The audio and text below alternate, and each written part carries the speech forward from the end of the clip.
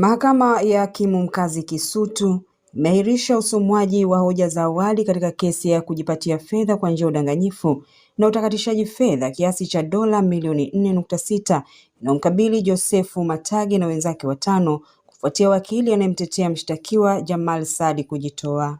Washtakiwa wengine katika kesi hiyo ni Grace Matage, Jamal Saadi, Mubinkani Dwalai, Stanley Tibihenda, Edward Omeno na Bushira Ali. Kesi hiyo imesikilizwa mahakamani hapo mbele ya Hakimu Mkazi Mkuu Gwatwa Mwankuga. Awali wakili wa serikali Neema Kibodia akisaidiana na Pancracia Protasi amedai kuwa kesi hiyo ililetwa kwa ajili ya kusomwa kwa hoja za awali washtakiwa ili iweze kwenda hatua ya usikilizwaji na kwamba wapo tayari kuendelea. Kwa upande wake wakili anayemtetea mshtakiwa Saadi, Glory Ulomi,